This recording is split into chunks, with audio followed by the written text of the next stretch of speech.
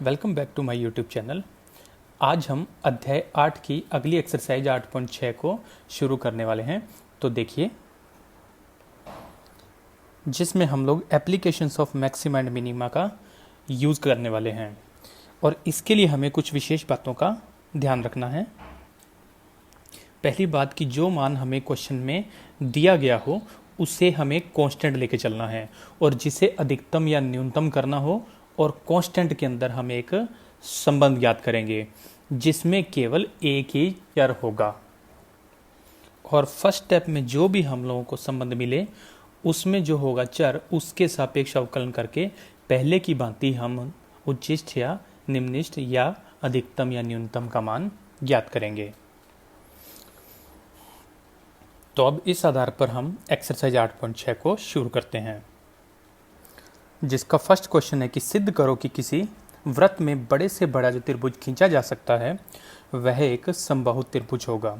तो यहाँ पर समझने वाली बात है कि हमें वृत्त पहले से दिया गया है, यानी इसकी रेडियस कांस्टेंट है। तो इसकी भाषा कुछ इस प्रकार होगी कि माना आध त्रिज्या का एक वृत्त दिया गया है जिसमें किसी त्रिभुज ABC का निर्माण किया गया है जिसके शीर्ष हैं A, B और C। अब यदि इस सर्कल का केंद्र बिंदु O पर हो तो हम O को A से मिलाते हैं और इस बिंदु O से सम्मुख भुजा पर लंब भी डालते हैं जिसको नाम देते हैं OD। बिंदु O को B से और बिंदु O को C से भी मिला देते हैं। तो यहाँ पर जो भुजा OA होगी वो R होगी, इस हिसाब से OB भी R होगी और OC भी R होगी। ये वाला कोण भी 90 डिग्री होगा। तो ये दोनों त्रिभुज ऑलमोस्ट एक जैसे होने की वजह से यदि ये कोण थीटा हो तो ये वाला कोण भी थीटा होगा।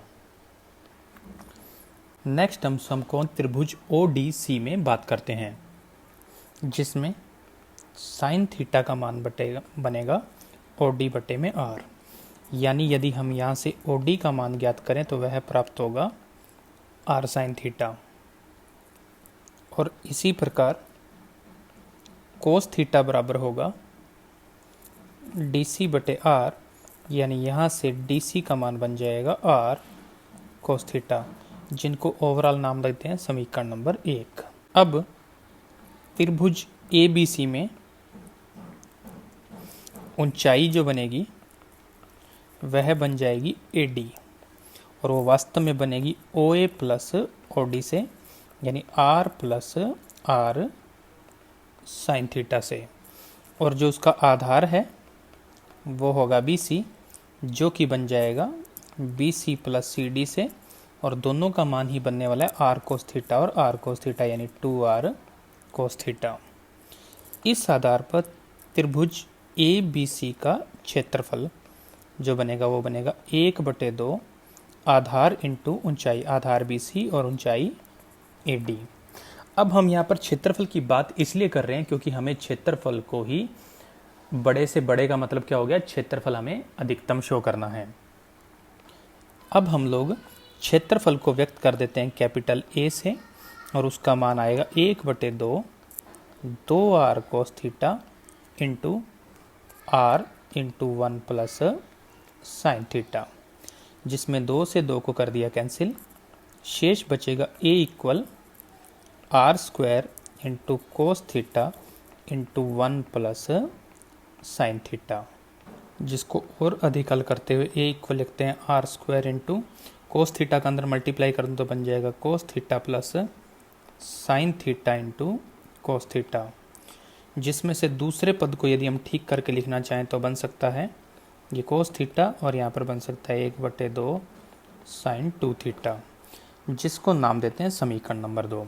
अब यदि आप इस इक्वेशन को ध्यान से देखेंगे तो यहाँ पर R कांस्टेंट है, इसे हमें अधिकतम या न्यूनतम करना है और इन दोनों के मध्य हमने ये संबंध ज्ञात कर लिया है जिसमें एक चर है थीटा। तो इसका मतलब हम थीटा के सापेक्ष इसका अवकलन करने वाले हैं।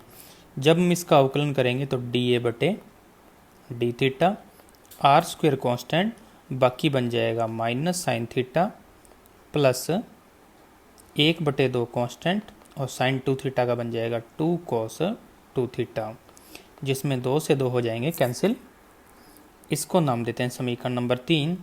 एक बार पुनः अवकलन करते हैं तो हमें प्राप्त होगा d2a upon d theta 2 r square minus cos theta और -2 साइन 2 थीटा, जिसको नाम देते हैं समीकरण नंबर 4।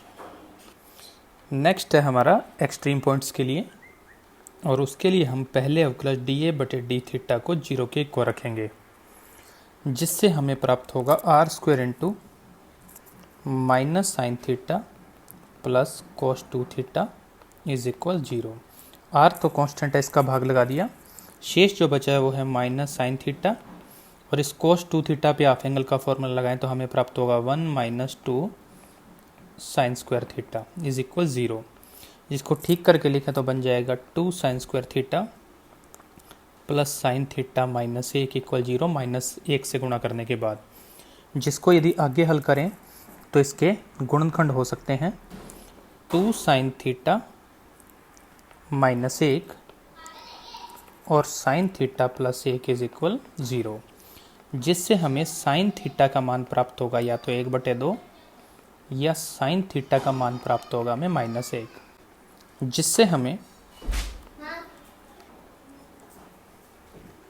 जिससे थीटा का मान या तो प्राप्त होगा 30 डिग्री और यह मान हो जाएगा असंभव। तो हमें यहाँ पर केवल एक ही कोण मिलेगा, थीटा बराबर 30 डिग्री। इस स्थिति में मान बनेगा थीटा का 270 डिग्री, जो कि समकोण त्रिभुज ओडीसी में संभव नहीं है। अब हम लोग थीटा बराबर 30 डिग्री पर d2a अपॉन डी थीटा 2 का मान ज्ञात करते हैं। यदि आप ध्यान से देखेंगे तो ये दोनों वैल्यू बन रही है माइनस में, और r का मान तो हमेशा पॉजिटिव होता है, तो ओवरऑल वैल्यू बन जाएगी नेगेटिव। इसका मतलब थीटा का मान 30 डिग्री होने पर d2a अपॉन डी थीटा 2 की वैल्यू बनेगी <0। इसका मतलब ये हुआ कि थीटा बराबर 30 डिग्री पर क्षेत्रफल, जिसको हमने a नाम दे रखा है, वह अधिकतम होगा। और यदि इस स्थिति की बात करें तो कोण A, कोण B और कोण C तीनों का मान हमें प्राप्त होगा 60-60 डिग्री। इसका मतलब कि इसमें तीनों कोण 60 डिग्री एक समान होंगे, तो तीनों भुजाएं भी एक समान होंगी। अतः त्रिभुज ABC एक समबाहु त्रिभुज होगा। अतः किसी वृत्त में बड़े से बड़ा जो त्रिभुज खींचा जा सकता है, जिसका क्षेत्रफल अधिकतम हो, वह निश्चित तौर पर एक समबाहु त्रिभुज ही होगा, और आपको यही सिद्ध करना था। तो आपको इसके एक्सरसाइज के सभी प्रश्नों में भाषा पर विशेष ध्यान देते हुए क्वेश्चन को उसके अकॉर्डिंग ही सॉल्व करना है। नेक्स्ट क्वेश्चन में किसी वर्ग का परिमाप और किसी वृत्त की परिधि का योग दिया हुआ है, यानी हम इनके दोनों के योग को एक कांस्टेंट मानकर चलेंगे। उसके बाद हमें सिद्ध करना है कि जब उनके क्षेत्रफल का योग कम से कम या न्यूनतम होगा, तो उस स्थिति में वर्ग की भुजा वृत्त के व्यास के इक्वल होगी। तो इस क्वेश्चन की शुरुआत करने के लिए मान लेते हैं कि हमारे पास एक वर्ग है जिसकी भुजा a है, और एक सर्कल है जिसकी रेडियस का मान r है। इस स्थिति में दोनों की जो बाउंड्री है, यानी वर्ग का बन जाएगा परिमाप 4a, और वृत्त की जो है परिधि, उसका मान बन जाएगा 2πr। ये योग हमें दिया गया है और इसको हम नाम देते हैं p। इसको नाम देते हैं समीकरण 1। ये हमें दिया होने की वजह से हम p को हमेशा कांस्टेंट लेके चलेंगे। अब इसके बाद इनके क्षेत्रफल की बात करें तो दोनों के क्षेत्रफल का योग जो होगा वो आएगा, वर्ग का तो a स्क्वायर और जो अपना वृत्त है उसका बन जाएगा πr²। इसको हमें अधिकतम या न्यूनतम करना है। फिलहाल इसको नाम देते हैं समीकरण नंबर 2। अब सबसे पहले तो हमें a और p के मध्य एक संबंध ज्ञात करना है, और उसके लिए हम समीकरण 1 से a का मान समीकरण 2 में रखते हैं। यदि आप समीकरण 1 से a का मान ज्ञात करेंगे तो हमारे पास a का मान आएगा p - 2πr/4। इसलिए अब जो समीकरण नंबर 2 है वो बन जाएगी capital A equal P minus 2πr/4 का होल स्क्वायर और प्लस में πr स्क्वायर, जिसको और आगे हल करने के लिए हम लोग यहाँ पर आएगा 16, तो 16 से गुणा कर देंगे तो बन जाएगा 16a is equal P minus 2πr का होल स्क्वायर प्लस में πr स्क्वायर, जिसको यदि और आगे हल करें तो हमें मिल जाएगा 16a equal p square plus 4π square r square minus 4p/r और प्लस में 16π r स्क्वायर। यहाँ पर माफ़ी चाहूँगा, यहाँ पर 16 आएगा क्योंकि हमने 16 से गुणा किया है। अब हम लोग इस 16a को एक नया नाम देते हैं, वो है a1। जिन जिन बिंदुओं पर a1 अधिकतम या न्यूनतम होगा उन पर 16a का मान भी अधिकतम या न्यूनतम होगा। ये हमने यहाँ पर मान लिया, जिससे हमारे अवकलन करने में आसानी रहेगी। और सेम जो बाकी है उसको एज इट इज लिख देते हैं। अब यहाँ पर यदि हम ध्यान से देखें तो ये जिसे अधिकतम या न्यूनतम करना है और जो हमें दिया गया है यानी p कांस्टेंट, उसके मध्य संबंध मिल चुका है और इसमें केवल एक ही चर है r, तो अब हम इसका अवकलन r के सापेक्ष करने वाले हैं। तो एक बार अवकलन करने पर हमें प्राप्त होगा dA1/dr, p कांस्टेंट तो उसका वर्ग भी कांस्टेंट, तो उसका अवकलन 0। नेक्स्ट 4 और पाई स्क्वायर कांस्टेंट, जिसमें r स्क्वायर का अवकलन करेंगे तो 2r, तो टोटल बन जाएगा 8π स्क्वायर और r। 4p और पाई कांस्टेंट और r का r के सापेक्ष अवकलन 1। इसी प्रकार अगले पद का अवकलन बन जाएगा 32π और r, जिसको नाम देते हैं समीकरण नंबर 4। एक बार फिर से अवकलन करें तो हमें प्राप्त होगा d2a1/dr2, जिसका मान पूर्व की भांति अवकलन करने पर 8π स्क्वायर माइनस 0 और प्लस में 32π, जिसको ओवरऑल नाम देते हैं समीकरण नंबर 5।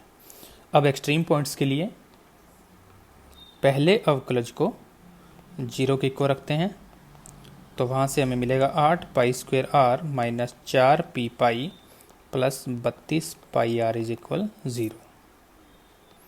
यहाँ से हमें r का मान ज्ञात करना है, तो यहाँ से हमें r का मान मिलेगा 4p पाई बटे में 8π स्क्वायर प्लस 32π। और यदि इसमें से पाई को कॉमन लें और 4 को भी कॉमन ले लें तो हमारे पास शेष बचेगा p बटे में 2π प्लस में 8। अब हम इस बिंदु पर d2a1 यानी दूसरे अवकलज का मान ज्ञात करेंगे। यदि आप इस दूसरे अवकलज को ध्यान से देखें तो ये सारी वैल्यू पॉजिटिव हैं।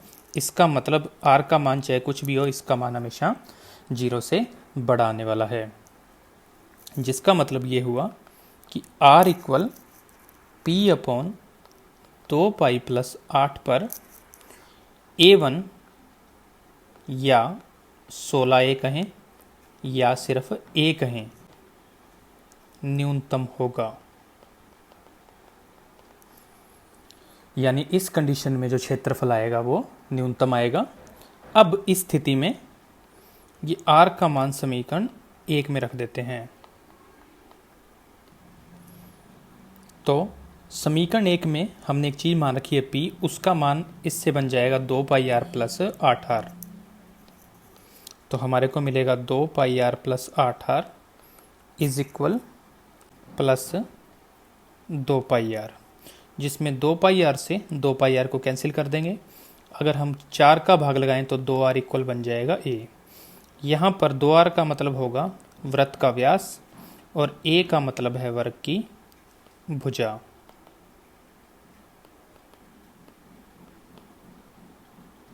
और हमें लास्ट में यही सिद्ध करना था कि जब क्षेत्रफल न्यूनतम होगा तो वर्ग की भुजा वृत्त के व्यास के इक्वल आएगी। नेक्स्ट क्वेश्चन में एक गोले में एक शंकु बनाया जाता है, यानी गोला आपको दिया गया है, इसका मतलब उसकी जो रेडियस है वो हमें कांस्टेंट लेके चलनी है। उसके बाद हमें ये सिद्ध करना है कि उस शंकु का आयतन महत्तम होगा, यानी बड़े से बड़ा शंकु बनाया जा सकता है। तो उस स्थिति में शंकु की ऊंचाई गोले के व्यास की 2/3 होगी। तो इसके लिए हम सबसे पहले एक गोला लेते हैं और उसके अंदर एक शंकु को बना देते हैं। अब गोले के केंद्र से इसके शीर्षों को मिला देते हैं और गोले के गोले के केंद्र से ही शंकु के आधार तक हम एक रेखा लेके जाते हैं। तो ये वाली सा रेखा शंकु की रेडियस बन जाएगी, जिसको नाम देते हैं कैपिटल आर, और इस केंद्र को नाम ओ देते हैं। तो इसके शीर्ष जो कि क्रमशः ए और सी ले लें और इस बिंदु को नाम बी दे दें, तो ओ ए का मान बनेगा स्मॉल आर, यानी कि जो हमारा गोला है उसकी रेडियस। यहाँ पर स्मॉल आर कांस्टेंट होगा और ये मान भी स्मॉल आर होगा, जो कि गोले की रेडियस बन जाएगा। इसके बाद यहाँ पर सी पर बनने वाले कोण को थीटा मान लेते हैं और समकोण त्रिभुज ओबीसी में स्मॉल आर की सहायता से हम लोग साइन थीटा और कोस थीटा का मान ज्ञात करते हैं। तो यहाँ से साइन थीटा का मान आएगा ओ बी बटे में आर और कोस थीटा का मान आएगा बी सी बटे में आर, जिससे हमें ओ बी का मान प्राप्त होगा आर साइन थीटा और बी सी का मान प्राप्त होगा हमें आर कोस थीटा, जिसको ओवरऑल नाम देते हैं समीकरण नंबर 1। अब यदि शंकु के आयतन की बात करें, जिसको हमें अधिकतम करना है, तो शंकु की ऊंचाई ए बी होगी, जिसको एक बार हम नाम देते हैं कैपिटल एच। तो इस आधार पर शंकु का जो आयतन होगा, जिसे हम कैपिटल वी से व्यक्त करें, तो यह बनेगा 1/3 पाई कैपिटल आर स्क्वायर और कैपिटल एच। यहाँ पर बी सी का मतलब कैपिटल आर भी होगा और कैपिटल एच यानी ऊंचाई का मतलब होगा ओ ए और ओ बी के योग से। तो इस आधार पर इसका आयतन बनेगा 1/3 पाई कैपिटल आर के स्थान पर आ गया बी सी, यानी कि आर कोस थीटा स्क्वायर, और एच का मतलब बन जाएगा ओ ए प्लस ओ बी। ओ ए का मतलब आर और ओ बी का मतलब आर साइन थीटा। अब यदि इसे थोड़ा ठीक करके लिखें तो हमें कैपिटल वी का जो मान मिलने वाला है वो है पाई आर क्यूब बटे में 3 cos square theta into 1 plus sine theta. मैंने आर को कॉमन लेके उसको बाहर वी के साथ पाई बटे 3 के साथ शिफ्ट कर दिया है। इसको ओवरऑल नाम देते हैं समीकरण नंबर 2। अब यहाँ पर आयतन वी, जिसे हमें अधिकतम और न्यूनतम करना है, और जो हमारे पास गोला है उसकी रेडियस आर के मध्य एक संबंध हमें मिल चुका है, जो कि समीकरण 2 में है। और इसमें अभी भी एक अज्ञात राशि थीटा है, यानी एक चर है जिसके सापेक्ष हमें आगे अवकलन करना होगा। अब यदि हम चाहें तो यहाँ से सीधा अवकलन करके भी इस क्वेश्चन का आंसर आ सकता है, लेकिन उससे कैलकुलेशन थोड़ी सी मुश्किल हो जाएगी। तो इस क्वेश्चन को ईजी करने के लिए हम दोनों पक्षों में लॉग लेते हैं। तो यहाँ पर बन जाएगा log v is equal log pi r cube बटे 3 plus 2 log cos theta plus log 1 plus sine theta. यहाँ पर हमने इन 3 पदों के साथ log का इस्तेमाल किया है, क्योंकि ये गुणा में है, और घात की जो कोस स्क्वायर के ऊपर थी उसको हमने आगे शिफ्ट कर लिया है। अब हम लोग फिर से मान लेते हैं कि जो log v है वो v1 के इक्वल है, और बाकी सारी चीज़ों को सेम लिख देते हैं। और अब हम इसे समीकरण नंबर 3 नाम देते हैं। अब हम इसका अवकलन करते हुए आगे वाले आंसर को ज्ञात करेंगे। इसका अवकलन करेंगे थीटा के सापेक्ष, तो dv1 बटे डी थीटा का मान हमें प्राप्त होगा। ये सारा कांस्टेंट है और कांस्टेंट का अवकलन बन जाएगा 0। अगले स्टेप का अवकलन करें तो 2 कांस्टेंट और log कोस थीटा का अवकलन बनेगा माइनस टेन थीटा। इसी हिसाब से आगे वाले पद का अवकलन करें तो बन जाएगा कोस थीटा बटे में 1 प्लस साइन थीटा। इस क्वेश्चन को थोड़ा सा और इजी करने के लिए इस दूसरे पद में अंश और हर में हम लोग 1 माइनस साइन थीटा का गुणा कर लेते हैं, जिससे हमारा अगला पद जो बनेगा वो बनेगा dv1 बटे D theta is equal minus 2 tan theta. और ये वाला पद जो हमने यहाँ पर लिखा है, ये कैलकुलेशन आपने पहले भी की हुई है, तो यहाँ पर बन जाएगा हमारे पास, ऊपर बनेगा 1 माइनस साइन थीटा और नीचे बन जाएगा कोस थीटा, जिसको और आगे हल करने के लिए minus 2 tan theta 1 cos theta बन जाएगा सेक थीटा, और साइन बटे कोस बन जाएगा विद माइनस टेन थीटा। ये अभी हम लोग dv1/d थीटा का मान ज्ञात कर रहे हैं, और इसको इजी करने के लिए हमने ये काम किया है। नेक्स्ट स्टेप यहाँ पर है सेक थीटा, और माइनस टेन थीटा और माइनस टू टेन थीटा मिलके बना देंगे माइनस थ्री टेन थीटा, जिसको नाम देते हैं समीकरण नंबर 4। अब इसका पुनः एक बार और अवकलन करते हैं, तो हमें मिलेगा d2v1 अपॉन d थीटा 2, जो कि होगा सेक थीटा का अवकलन सेक थीटा इंटू में tan theta, minus three tan theta का अवकलन बनेगा 3, और टेन थीटा का बन जाएगा सेक स्क्वायर थीटा, जिसको नाम देते हैं समीकरण नंबर 5।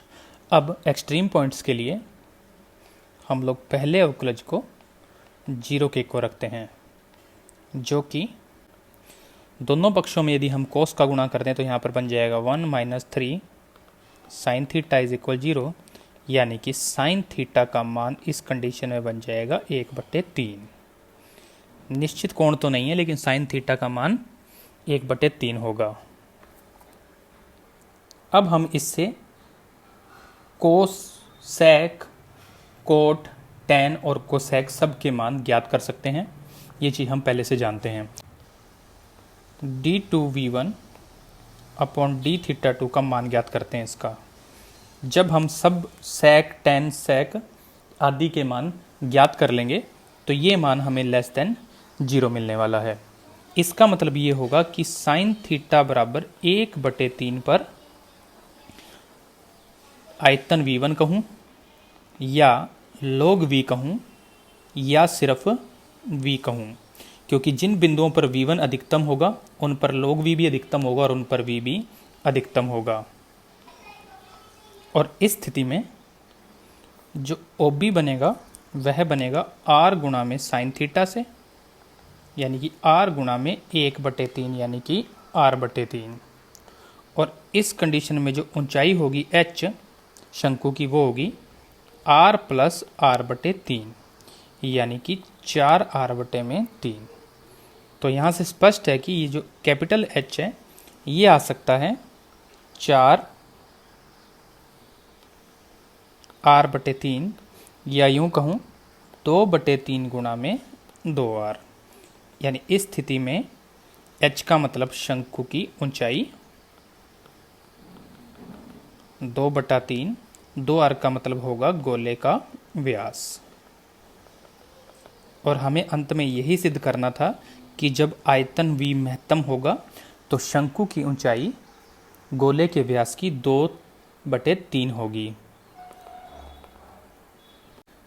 नेक्स्ट क्वेश्चन थोड़ा इम्पोर्टेंट क्वेश्चन है। इसमें लिखा है कि यदि किसी नदी में स्टीमर चलाने का प्रति घंटे का खर्च उसके वेग के घन के समानुपाती है, यदि जल धारा का वेग x किलोमीटर प्रति घंटा हो, तो सिद्ध करो कि स्टीमर की जल धारा के विपरीत दिशा में चलने पर उसकी अधिकतम मितव्ययी चाल 3/2x किलोमीटर प्रति घंटा होगी।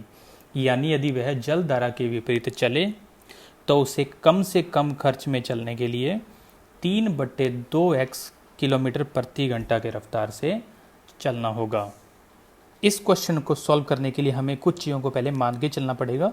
जैसे मान लेते हैं कि स्टीमर की जो चाल है वह 20 किलोमीटर प्रति घंटा है, और वह उसके द्वारा एक निश्चित दूरी y तय की गई है। यहाँ पर ध्यान रखें कि y कांस्टेंट है क्योंकि उसने एक निश्चित दूरी तय की है। अब जो जल धारा का वेग है वो हमें क्वेश्चन में दिया गया x किलोमीटर प्रति घंटा, और हमें उसके विपरीत चलना है। तो इसका मतलब वास्तव में स्टीमर का वेग जो बनेगा वो उसके एक्चुअल वेग v और धारा के वेग के अंतर यानी v माइनस x से बनेगा। तो y दूरी तय करने में लगा गया समय वह बनता है दूरी बटे चाल से, यानी y बटे में v माइनस x से, और ये समय होगा घंटे में। अब बात आती है खर्च की। तो इस स्थिति में जो खर्च होगा, खर्च को हम व्यक्त करते हैं E से, एक्सपेंस। उसके बारे में कहा गया है कि वह दिया गया है समानुपाती स्टीमर के एक्चुअल वेग के। और यदि हम इस समानुपाती के चिन्ह को हटाते हैं तो एक कांस्टेंट यूज़ कर लेते हैं k और साथ में v क्यूब। अब ध्यान रखेंगे यहाँ पर k भी एक कांस्टेंट है। और इस बात का भी रखना है ध्यान कि ये जो खर्च है ये सिर्फ 1 घंटे का है और वास्तव में जो स्टीमर चला है वह y बटे में v माइनस x घंटे चला है। तो उसका जो कुल खर्च होगा वह उसको नाम देते हैं E1। वह वास्तव में 1 घंटे के खर्च को समय से गुणा करने पर मिलेगा। जिसको थोड़ा और ठीक करें तो E1 का मान होगा k गुणा y इंटू वी क्यूब बटे में v माइनस एक्स। अब इसमें k कांस्टेंट है, y कांस्टेंट है और x भी कांस्टेंट है, तो बचा है सिर्फ v। तो इसमें v के सापेक्ष अवकलन किया जाएगा। अब हम इस समीकरण को नाम 1 देते हैं, लेकिन यहाँ भी यदि हम सीधा अवकलन करेंगे तो उससे थोड़ी सी मुश्किल आ सकती है। इसके लिए मैं इसके दोनों पक्षों में log का इस्तेमाल करता हूँ। तो यहाँ पर बन जाएगा log ky plus 3 log v और minus log v minus x. और log E1 को एक नया नाम देते हैं z। जिन बिंदुओं पर z अधिकतम या न्यूनतम होगा उन पर log E1 भी अधिकतम और न्यूनतम होगा और उन पर E1 भी अधिकतम और न्यूनतम होगा। बाकी सब चीज़ें एज इट इज। और इस समीकरण को नाम देते हैं समीकरण नंबर 2। अवकलन करने पर हमें dz बटे dv मिलेगा, जिसमें पहला पद कांस्टेंट, दूसरे पद में log v है 3 कांस्टेंट और log v का 1/v माइनस अगले स्टेप का log का अवकलन करेंगे तो v माइनस एक्स बटे में, जो कि ओवरऑल बनेगा 3 बटे v माइनस 1 बटे में v माइनस एक्स, जिसको नाम देते हैं समीकरण नंबर 3। इसी का ही पुनः अवकलन करें तो हमें प्राप्त होगा d2z अपॉन dv स्क्वायर, जो कि बनेगा माइनस 3 बटे वी स्क्वायर और प्लस 1 बटे में v माइनस एक्स का होल स्क्वायर, जिसको नाम देते हैं समीकरण 4। अब एक्सट्रीम पॉइंट्स के लिए dz बटे dv को 0 के इक्वल रखेंगे और वह है 3 बटे v माइनस 1 बटे v minus x is equal 0। जिसको हल करें तो हमें v का मान मिलेगा 3x बटे में 2। और इस बिंदु पर यदि हम दूसरे अवकलन d2z अपॉन dv2 का मान ज्ञात करेंगे तो वह निश्चित तौर पर 0 से बड़ा होगा। यानी इस स्थिति v बराबर 3x बटे 2 पर z कहूँ या log E1 कहूँ या खर्च E कहूँ न्यूनतम होगा। और हमें लास्ट में यही सिद्ध करना था कि जब वेग v बराबर 3x बटे 2 होगा तो उसका खर्च न्यूनतम होगा।